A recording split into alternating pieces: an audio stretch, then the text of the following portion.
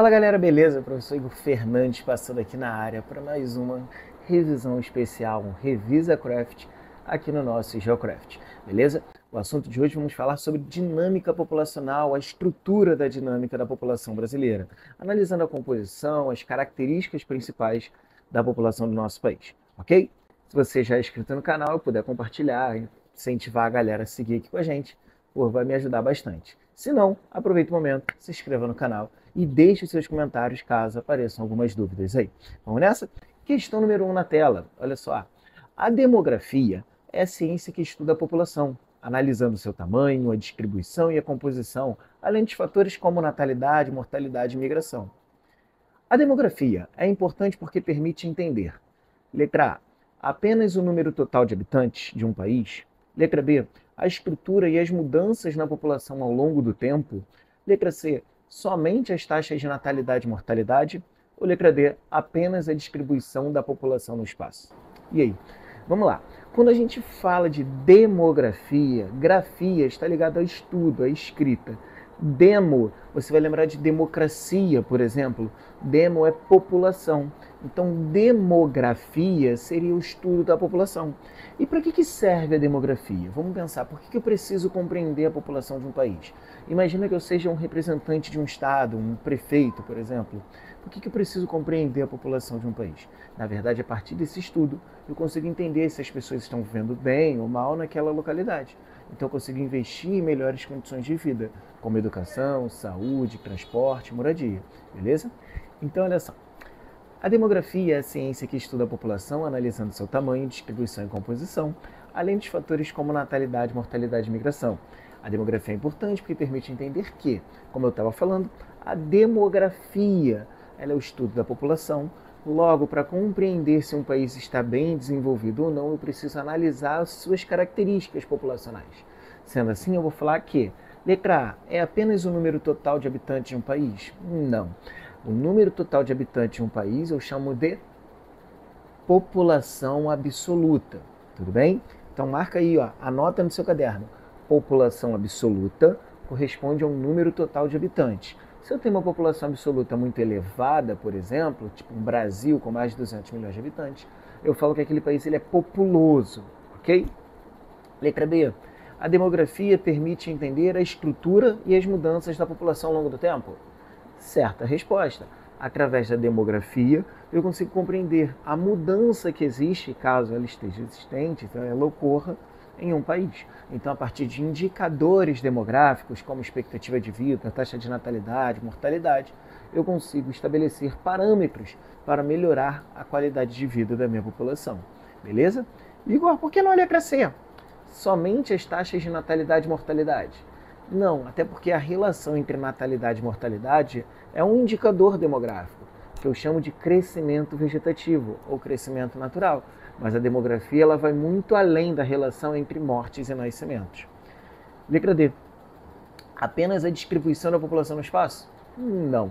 Mas cuidado, quando você fala de distribuição da população no espaço, de ocupação de uma área ou de número de pessoas por área ocupada, você trabalha com um indicador demográfico. O nome dele é a população relativa, que também pode ser chamado de densidade demográfica, ok?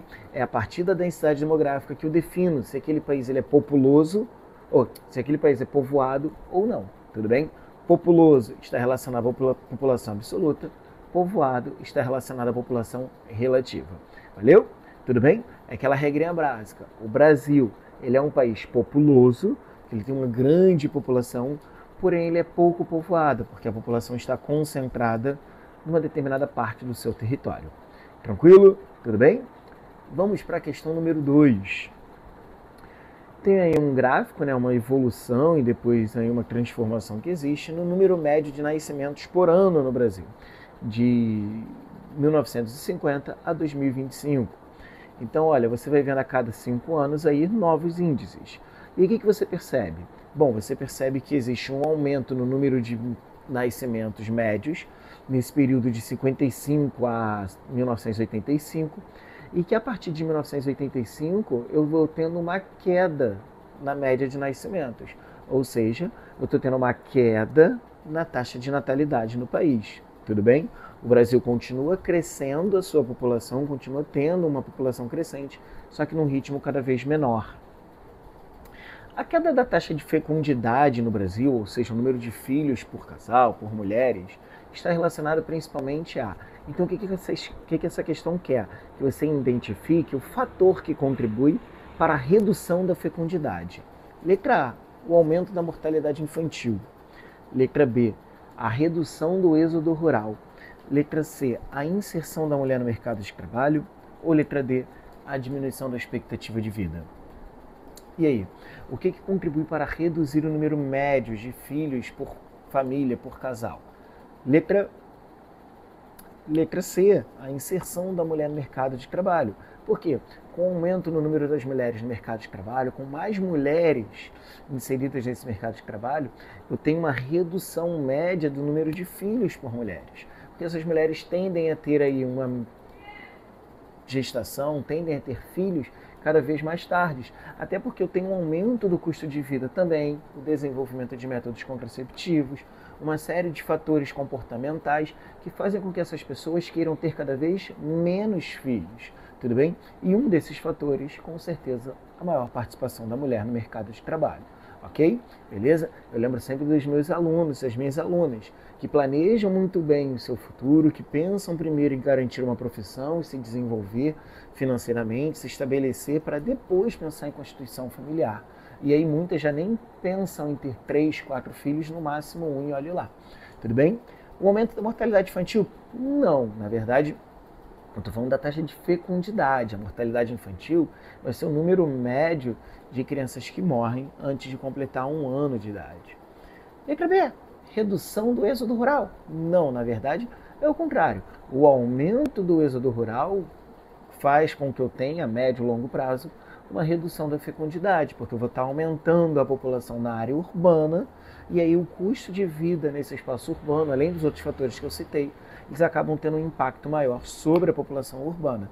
Então, para a letra B fazer um pouco de sentido, eu teria que colocar o aumento do êxodo rural, e não a redução do êxodo rural. Professor, por que não a letra D? Diminuição da expectativa de vida. Cara, a expectativa de vida ela vai estar ligada à idade média que a população vive num país, ok? Mas eu estou aqui analisando o número de nascimentos. Se depois essas pessoas vão viver 40, 50, 70, 80 anos em média, é uma outra questão. Agora, eu não posso falar que o aumento da expectativa de vida ou a redução da expectativa de vida gera um impacto significativo no número de nascimentos, porque quando eu penso em expectativa de vida, eu estou considerando principalmente quem? Os idosos. Tudo bem? Então, na verdade, dentre as opções, aquela que me dá um fator que vai ter um impacto direto na redução do número de nascimentos vai ser a letra C, maior participação de mulheres no mercado de trabalho, inserção das mulheres no mercado de trabalho. Tudo bem? Beleza? Como eu falei, além da inserção das mulheres no mercado de trabalho, anota aí, você tem outros fatores como o aumento do custo de vida, maior planejamento familiar, desenvolvimento de métodos contraceptivos, desenvolvimento de preservativos, que são fatores que também vão contribuir para a redução do número médio de filhos por mulheres. Tudo bem? Questão número 3. Olha só, eu tenho uma charge. Enxadas paradas e um latifúndio, ou seja, eu estou representando um espaço rural e as máquinas ali, as ferramentas estão paradas. Tá até com uma teia de aranha, dá para ver? E aí, ao mesmo tempo, eu vou fazer uma relação com a cidade, com muitos carros, muitas pessoas, muitos comércios e assim, enxadas paradas. Quem está inchada aí nesse caso é o espaço urbano e a cidade está parada. Por quê? Porque tem muita gente. Então, fazendo essa análise da charge, eu vou falar o seguinte. Letra A, vamos lá para o enunciado. A charge ilustra. Letra A, o aumento da população rural no Brasil? Não, pelo contrário. Você olha para a charge, você percebe o quê? Que o espaço rural, representado pelo latifúndio aí, não tem ninguém. E a gente sabe que, na verdade, devido a um processo de mecanização do campo, industrialização da cidade, as pessoas saíram muito mais do campo e foram para a cidade. Então, na verdade, eu tenho que uma redução da população rural no Brasil, principalmente a partir da década de 60, num processo que nós chamamos de Revolução Verde. Letra B, a concentração da população nas áreas urbanas. Certo, inchadas, paradas. O que eu quero dizer com isso? Que as cidades estão inchadas. Inchadas como assim? Elas estão engessadas. De tanta gente que tem na cidade, eu acabo não tendo facilidade para deslocar com transporte, com mercadorias, com produtos, informações. Então as cidades estão inchadas, com muita gente. Tudo bem? Letra C. A igualdade entre população rural e urbana. Não, você não consegue perceber uma igualdade populacional nessa charge. Ele nem mostra a população rural aí. Professor, por que não letra D? O crescimento da migração sazonal. Cara, migração sazonal é o movimento temporário de um espaço para o outro. Em nenhum momento a charge está falando que essas pessoas saem das cidades e vão para o campo e depois retornam, ou o contrário. Em nenhum momento a charge fala de deslocamento. Ela fala o quê? Que tem uma grande concentração na cidade e um vazio, não vou nem falar pequena concentração, um vazio no espaço rural. Beleza? Então, gabarito letra B. Tranquilo? Questão 4. Olha só. O Brasil passou por uma transição demográfica, saindo de altas taxas de natalidades e mortalidades para baixas taxas, típicas de países desenvolvidos. A transição demográfica no Brasil ocorreu devido. Então, olha o que ele está falando aí. O Brasil passou por uma transição demográfica. Igor, o que é transição demográfica? Cara, transição demográfica, se você não sabe, é a mudança da população. Transição é mudança, é transformação. Demográfica, eu falei na primeira questão, é o quê? A população, é o estudo da população. Então, transição demográfica vai ser, na verdade, a mudança da população que existe. E ele vai além, ele coloca, ó, o Brasil passou por uma transição demográfica, onde eu tenho uma natalidade alta caindo e passando a ter uma natalidade baixa. E uma mortalidade também que vai cair cada vez mais. Beleza? O que contribuiu para reduzir a natalidade e a mortalidade no Brasil? Letra A, o aumento da mortalidade infantil? Não, se a mortalidade infantil tivesse aumentado, a mortalidade continuaria alta. B, a redução da expectativa de vida? Vamos pensar. Expectativa de vida, nós já falamos, a idade média que as pessoas vivem naquele país. Então, eu vou pensar em idosos. Aí na letra B ele fala assim, redução da expectativa de vida. Se a mortalidade diminuiu, se as pessoas estão morrendo menos, eu vou ter mais ou menos idosos? Mais idosos. Então, não faz sentido a letra B. A letra B ele diz assim, ó, redução da expectativa de vida. Não, aumento da expectativa de vida, na verdade. Tudo bem? Por quê? Quando eu aumento a expectativa de vida, eu aumento o número de idosos. Isso quando eu tenho o quê? Uma qualidade de vida melhor, uma expectativa de vida maior. C, crescimento do êxodo urbano. Então a galera saiu da cidade e foi para o campo, foi isso que aconteceu no Brasil e por isso as taxas mudaram? Não. Na verdade, nós vimos que nas últimas décadas no Brasil nós tivemos um êxodo rural, ok? Igor, o que é êxodo urbano? Cara, êxodo urbano, êxodo é saída. Êxodo urbano é o movimento de saída. Nesse caso, êxodo urbano, saída do espaço urbano e ida para o espaço rural. Ok? Ah, estou de saco cheio da violência do Rio de Janeiro, não aguento mais as condições precárias, eu tenho problemas com desemprego, com a poluição, quero morar no campo para desfrutar da tranquilidade, da paz, um ar mais puro. Se eu saio do Rio de Janeiro, da cidade do Rio de Janeiro e migro para uma cidade do interior, uma cidade com aspecto rural, é um êxodo urbano. Não é o caso do Brasil. A maior parte da população brasileira vive no espaço urbano. Letra D. A melhoria nas condições de saúde e a queda da fecundidade. Tá certo.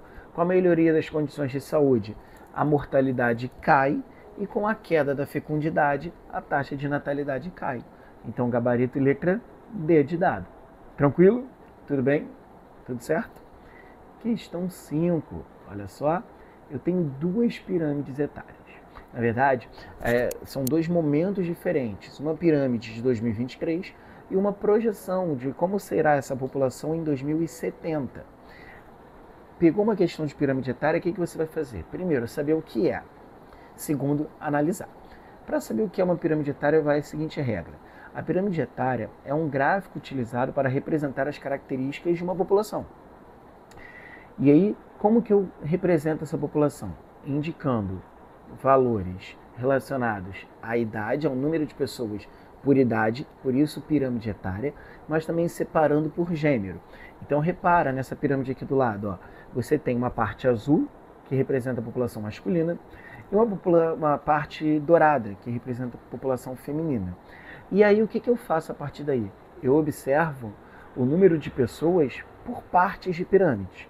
Como que funciona? São 3 partezinhas: a base, o corpo e o topo. A base da pirâmide representa o número de jovens, de crianças, beleza? O corpo, o meio, representa o número de adultos. E o topo? Não sei. Escreve aí nos comentários para me ajudar. Fácil, né? O topo representa o número de idosos. E como que eu analiso? Se tiver mais larga aquela parte, mais gente naquela faixa etária. Se tiver mais estreita naquela parte, menos gente. Tudo bem? Então, por exemplo, olha para essa pirâmide aqui em 2023. Eu tenho uma base estreita. Só que essa base ela vai ficar ainda mais estreita em 2070. Tá vendo como diminuiu? Se diminuiu a base, isso significa que aumentou ou diminuiu o número de crianças? Diminuiu. Então eu posso falar que a taxa de natalidade, que a taxa de fecundidade, nesse caso, ela reduziu. Tranquilo? Vamos lá para outra extremidade, para o topo da parada. Repare, em 2023 eu tenho um topo, e em 2070 esse topo vai ficando mais largo, sobretudo lá em cima, tá vendo? O que isso quer dizer? Que eu aumentei ou diminui o número de idosos? Isso, eu aumentei o número de idosos, tanto homens quanto mulheres. Então o que aconteceu que eu posso falar? A expectativa de vida aumentou. Tranquilo? De boa? Questão de pirâmide etária, basicamente você tem que saber isso.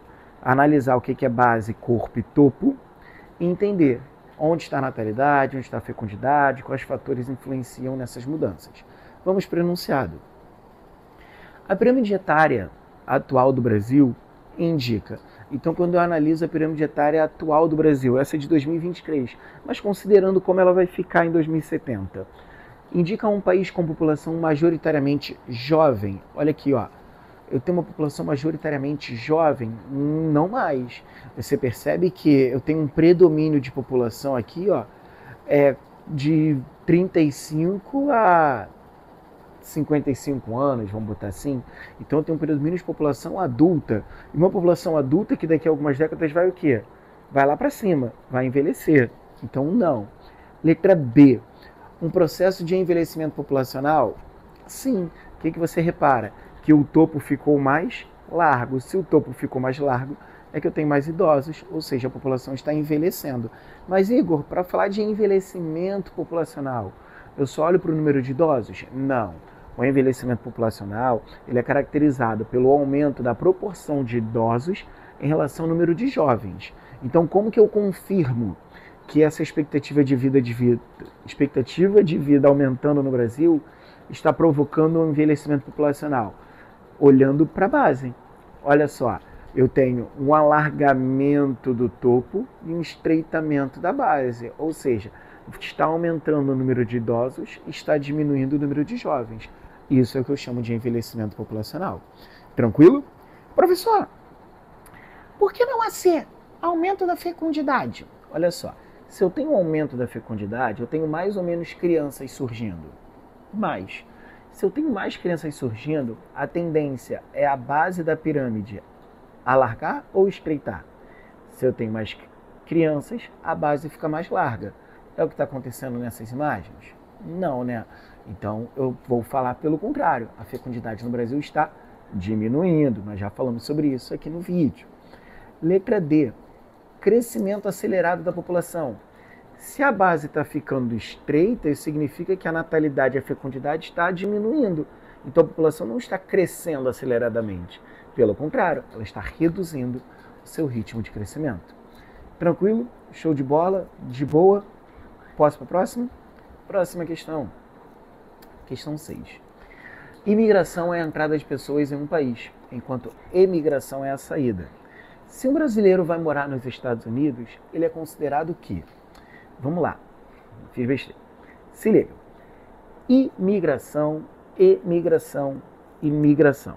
Qual é a diferença? Deixa eu te ajudar. Migração é deslocamento. Então, quando eu falo de migração, estou falando de deslocamento populacional no espaço. Tudo bem? Lembrando que esse deslocamento ele ocorre por fatores atrativos ou repulsivos do espaço. Então, às vezes, uma oferta de emprego, melhores condições de vida, segurança, moradia, são fatores que atraem as pessoas para determinados lugares. Agora, existem os fatores repulsivos: o desemprego, a violência, as guerras, os desastres naturais, as crises econômicas, que fazem as pessoas quererem sair daqueles lugares. Tranquilo até aí? Show de bola? Agora vamos lá. Migração, então, é esse processo de deslocamento que é influenciado por fatores atrativos ou repulsivos. Imigração ou emigração? Imigração é um movimento de entrada. É só você lembrar de interno. Então, interno, o que é algo interno? Que está o quê? Indo para o seu interior. Imigração é o movimento de entrada em um país.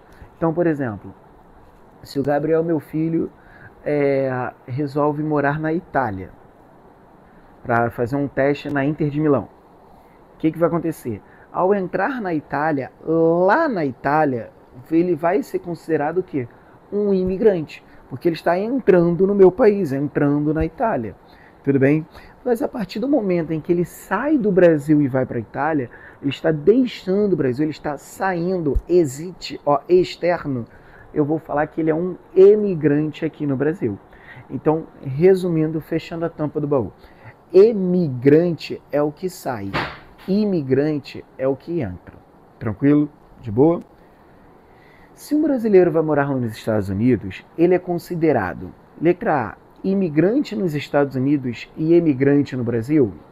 Certo. Nos Estados Unidos ele é imigrante, porque ele está entrando lá, e aqui no Brasil ele é imigrante, porque ele está metendo o pé daqui. Vamos ver as outras. B, emigrante nos Estados Unidos e imigrante no Brasil? Não, é o contrário, como nós já vimos. Ele é apenas imigrante? Não, ele é imigrante se eu só estiver analisando lá. Ele é apenas imigrante? Não, ele é imigrante se eu estiver analisando apenas aqui. Se eu não estou analisando como ele vai ser chamado lá nos Estados Unidos. Tranquilo? Então, para não esquecer, imigrante é o que entra, emigrante é o que sai. Exemplos de imigrantes que vieram para o Brasil: italianos, japoneses, franceses, eslavos, os africanos que foram trazidos na condição de escravizados. Todos esses vieram de outros continentes, de outros países para o nosso território. Então eles são chamados de imigrantes, eles entraram aqui. Vou falar em imigrante, questão número 7. Questão número 7, uma imagenzinha aí do Porto de Santos. Aqui, italianos migram para o Brasil, principalmente migraram para o Brasil devido.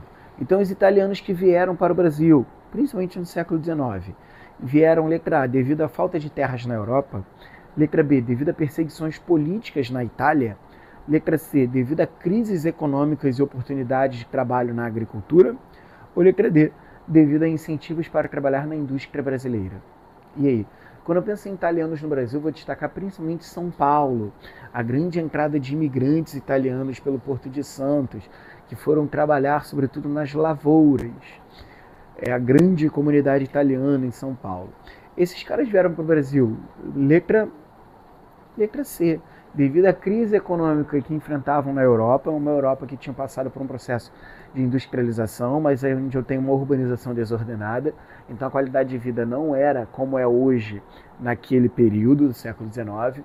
Eu tinha problemas estruturais como falta de saneamento básico, falta de moradia, violência e desemprego na Europa.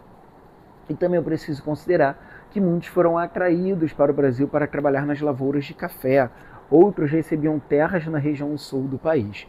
Então, letra C de casa. Tudo bem? Questão 8. Migração pendular é o deslocamento diário de pessoas entre cidades próximas. Como ir de uma cidade de dormitório para o trabalho na capital? Um exemplo de migração pendular então vamos lá, existem vários tipos de migrações. Quando a gente analisa, por exemplo, as migrações dentro de um mesmo território, trabalhamos com alguns tipos. Eu vou citar para você anotar as definições bem básicas para você não esquecer na hora da prova. Vamos começar pelo êxodo rural. O que é o êxodo rural? É a saída do campo para a cidade. Lembrando, todos os movimentos migratórios são influenciados por fatores atrativos ou repulsivos. Beleza? Êxodo rural, saída do campo para a cidade. Também existe o êxodo urbano. que é a saída da cidade para o campo, como nós falamos mais cedo. Existem os movimentos pendulares. O que seriam isso? Deslocamentos diários, cotidianos, entre dois espaços, entre duas cidades. Então, por exemplo, eu moro no Rio de Janeiro, mas trabalho em Duque de Caxias. Todo dia eu saio do Rio de Janeiro, vou a Duque de Caxias, dou aula e volto para a minha casa. Então é como se todo dia eu fizesse isso aqui, ó, Rio de Janeiro, Caxias, Caxias, Rio de Janeiro. É diferente da migração sazonal, também chamada de transumância. A migração sazonal é um deslocamento temporário também, só que é quando você estabelece um tempo para o retorno, um tempo maior. A migração pendular ela é dinâmica, ela é cotidiana. A migração sazonal ela é a partir de um tempo estabelecido. Uns 6 meses, 3 meses, depende da relação, depende da motivação. Então, por exemplo, eu moro no Rio de Janeiro, mas sou convidado a fazer um estudo, a participar de um curso de formação de professores em Portugal, por 3 meses. Eu não vou vender minha casa, meu carro, meus bens para ir a Portugal. Por quê? Porque eu sei que depois de 3 meses eu vou regressar ao Rio de Janeiro. Assim como, por exemplo, muitos trabalhadores das zonas rurais que deixam as suas casas e migram muitas vezes para as lavouras. Então, por exemplo, o camarada mora no interior do Mato Grosso e ele é convidado a trabalhar na colheita de algodão, no interior de Recife, vamos supor. Aí ele vai deixar famílias, filho, esposa, tal, e vai para o interior trabalhar na colheita do algodão, onde ele vai receber um valor combinado. Depois de 3 meses ele volta para sua casa. Então repara como é diferente. A pendular é cotidiana, é diária. A sazonal, ela tem um tempo estabelecido maior. Tudo bem? Tem a migração de retorno também. A migração de retorno se caracteriza com aquele movimento em que a pessoa, depois de ter feito uma migração definitiva, retorna para o seu local de origem. Então, por exemplo, uma pessoa que mora em João Pessoa e aí no início do século XX, mediante a industrialização do Rio de Janeiro, fala assim, vou morar no Rio de Janeiro, lá eu vou conseguir emprego porque no Rio de Janeiro as indústrias estão surgindo. E essa pessoa sai de João Pessoa, vem ao Rio de Janeiro, vai tentar uma vida melhor no Rio de Janeiro, vai tentar um emprego, e aí ela percebe uma série de dificuldades. Ela não consegue se inserir no mercado de trabalho como ela imaginava, ela passa a morar numa área periférica com graves problemas estruturais. E aí depois ela percebe que o local de partida, ou seja, a cidade dela, João Pessoa, passou por um processo de desenvolvimento econômico muito interessante, que começam a surgir oportunidades de emprego. E ela fala assim, olha, não quero mais morar no Rio de Janeiro, quero voltar para João Pessoa. A partir do momento que ela volta para João Pessoa, eu falo que é uma migração de retorno. Repara, quando ela veio para o Rio de Janeiro, ela veio para ficar, uma migração definitiva. E agora quando ela volta para João Pessoa, ela está voltando para ficar também. Então eu trabalho como uma migração de retorno. Tudo bem? Vamos lá para a questão. Um exemplo de migração pendular é um turista viajando para o Nordeste? Não, dificilmente. Ele vai e volta. E na verdade a migração pendular ela é motivada por outros fatores. Não só o lazer, o conhecimento. Um trabalhador que mora em São Bernardo do Campo e trabalha em São Paulo. Todo dia ele sai de São Bernardo, vai a São Paulo, vamos supor que ele seja um vendedor. Então ele sai de São Bernardo, vende o seu produto em São Paulo, no final da tarde ele volta. Ele vai, São Paulo, volta, vai, volta. Opa, migração pendular, letra B de bola. Letra C, uma família que se muda definitivamente para outro estado. Se ela fez essa mudança definitivamente, não vai mais voltar. Então não é pendular, é uma migração definitiva. A migração pendular, ela é temporária. Tudo bem? Letra D. Um imigrante vindo da Bolívia. Não, ele é um imigrante. Tudo bem? Beleza? Dúvidas? Qualquer dúvida, qualquer exemplo que você possa dar para me ajudar também, bota aí nos comentários, que a gente vai trabalhando em cima desses exemplos. Valeu? Vamos nessa, próxima questão, olha só. Questão 9. Tem uma charge aí, uma pessoa saindo, repara, ela está saindo de uma área rural, entrando no ônibus, e o que está na cabeça dela? Uma moradia, umidade, né, a chuva, e trabalho, batendo ponto ali. Então, opa, é uma questão que está mostrando um trabalhador saindo do campo e indo para a cidade. Aí vem enunciado. O êxodo rural no Brasil ocorreu principalmente devido, letra A, a mecanização do campo e a falta de oportunidades no meio rural. Letra B, ao aumento da qualidade de vida no interior do país. Letra C, A diminuição da população urbana. Ou letra D, a proibição da agricultura familiar. Essa é tranquila, né? É só você pensar quais fatores motivam, ou seja, fazem as pessoas saírem do campo. Letra A.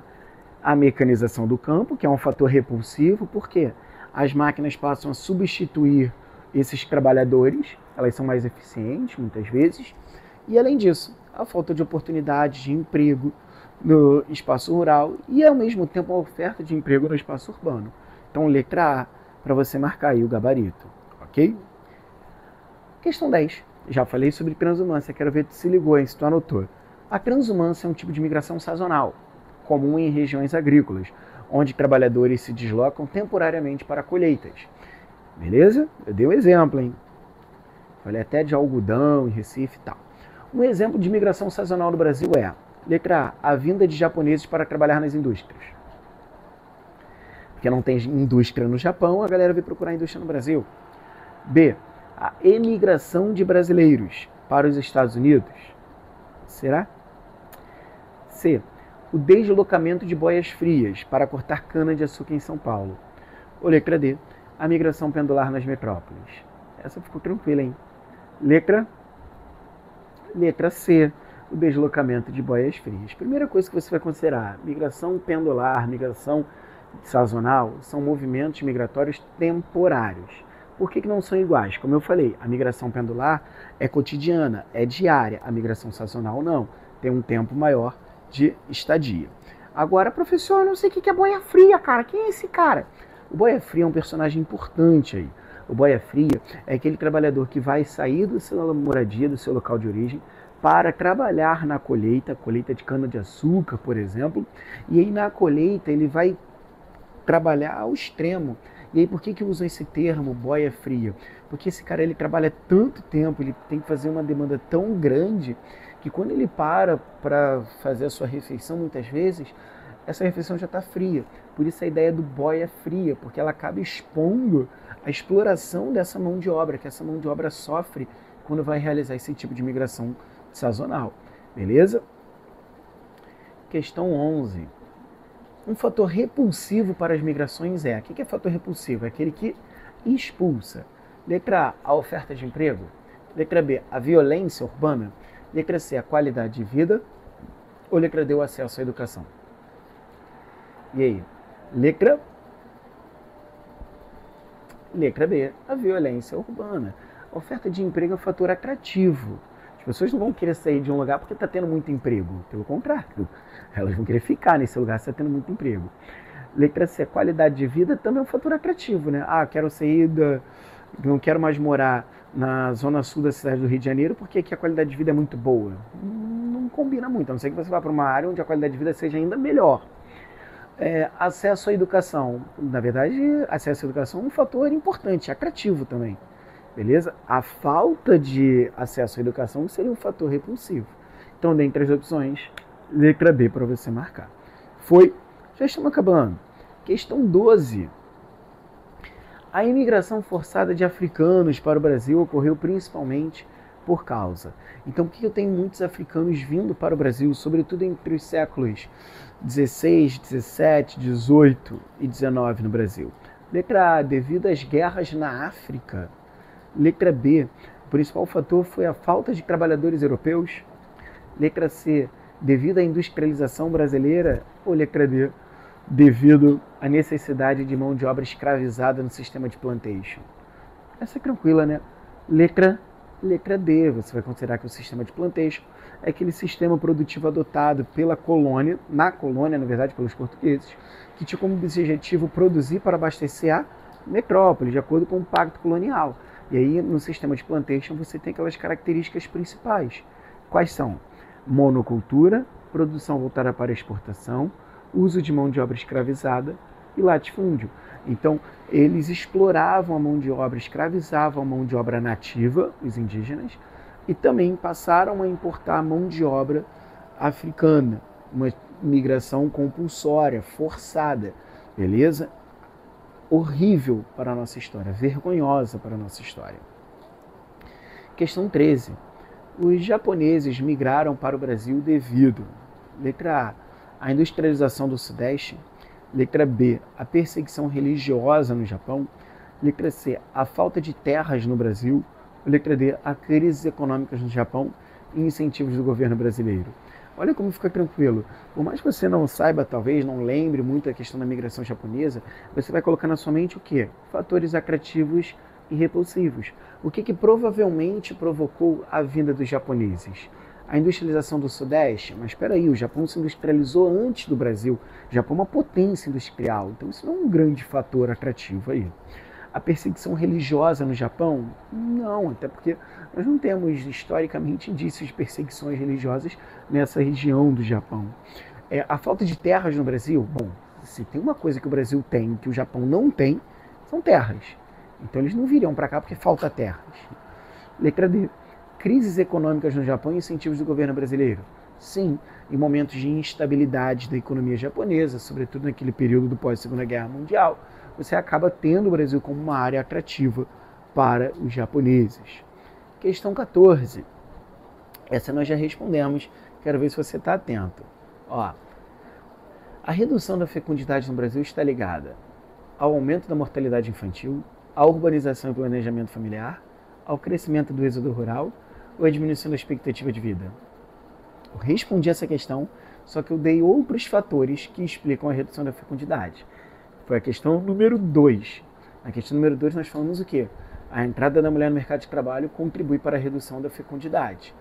E essa redução da fecundidade é uma marca da transição demográfica brasileira.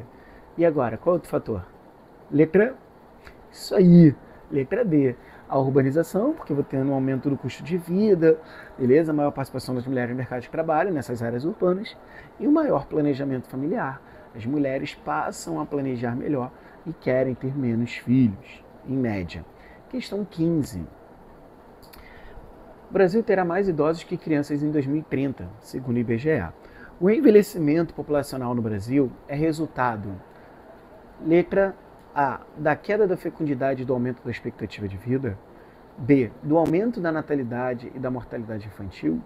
C, do crescimento da imigração de jovens. Ou D, da diminuição da população urbana. Letra A, né? Como nós vimos, o envelhecimento populacional é o aumento do número de idosos em relação ao número de jovens. Então, qual das alternativas retrata isso? A letra A, a queda da fecundidade, que vai provocar uma redução no número de jovens, e o aumento da expectativa de vida, que vai provocar um aumento do número de idosos. Beleza? Letra A. Ficou com alguma dúvida? Tudo tranquilo até aí? Vai mandar bem na avaliação? Tá sabendo a matéria? Não tá sabendo não? Só deixar aqui nos comentários, manda uma mensagem que a gente te ajuda. Valeu? Grande abraço, galera. Tchau, tchau.